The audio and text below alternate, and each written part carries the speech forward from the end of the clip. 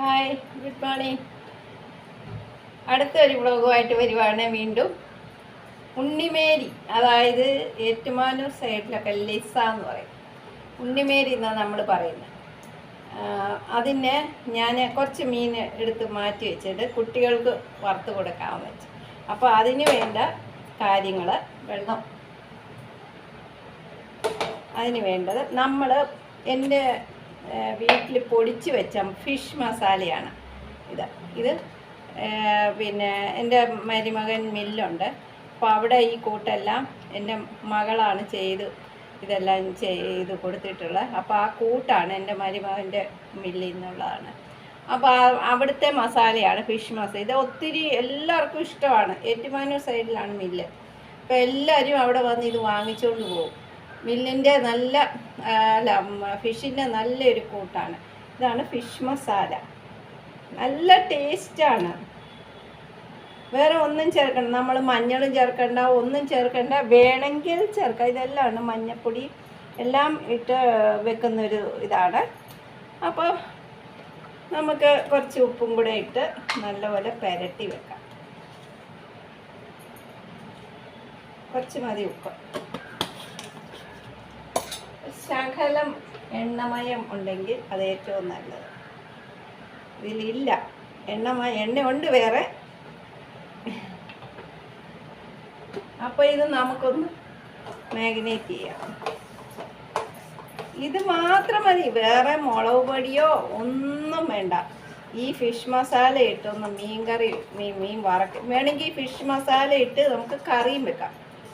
ഈ മല്ലിപ്പൊടി, മുളക് പൊടി, ഉലുവാപ്പൊടി, പിന്നെ കുരുമുളക്, അങ്ങനെ കുറേ ഇതുണ്ട്. അത് വെച്ച് ചെയ്യുന്നതാണ്. അപ്പോൾ ഈ മസാല ഇട്ട് നമ്മൾ ഇതിൻ്റെ മസാല വിൽക്കാനുണ്ട്. അവിടെയാണ് കട.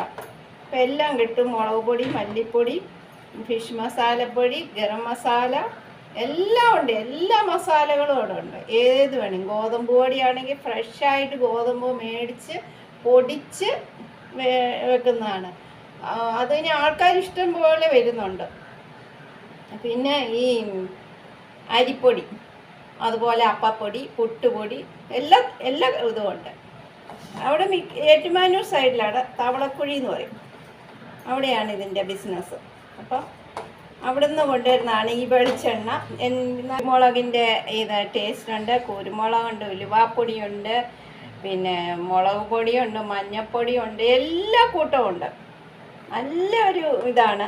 നമുക്കിനി ഇത് ഒരു 10 മിനിറ്റ് വെക്കാം. ഓക്കെ,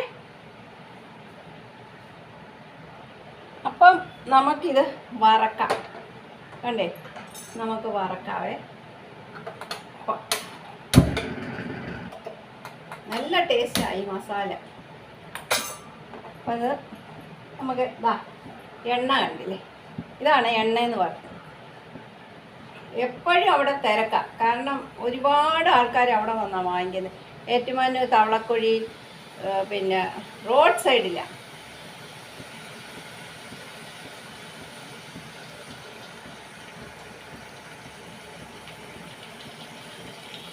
അപ്പം അത് വറക്കട്ടെ.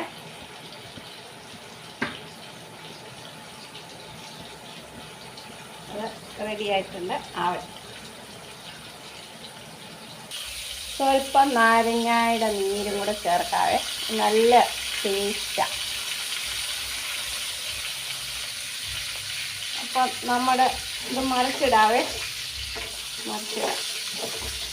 അപ്പം നമ്മുടെ മീൻ റെഡിയായി. ഇത്രയും കൂടെ മൂക്കണം.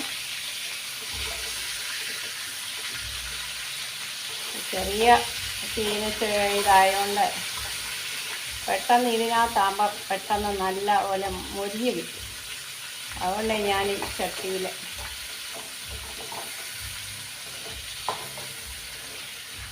കണ്ട നമ്മുടെ ഉണ്ണിമേരി ഫ്രൈ.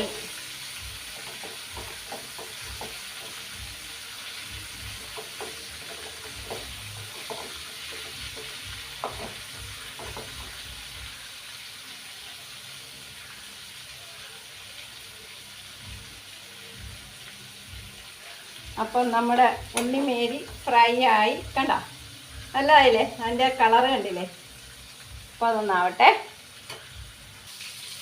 അപ്പം നമ്മുടെ മീൻ ഫ്രൈ റെഡിയായി. കണ്ട, പിന്നെ ചൂടാണ്. ഞാൻ വേറെ പാത്രത്തിലോട്ടൊന്നും മാറുന്നില്ല, ഇതിനകത്ത് തന്നെ ഇരിക്കട്ടെ. അപ്പം തീ അങ്ങ് ഓഫ് ചെയ്തേക്കാം.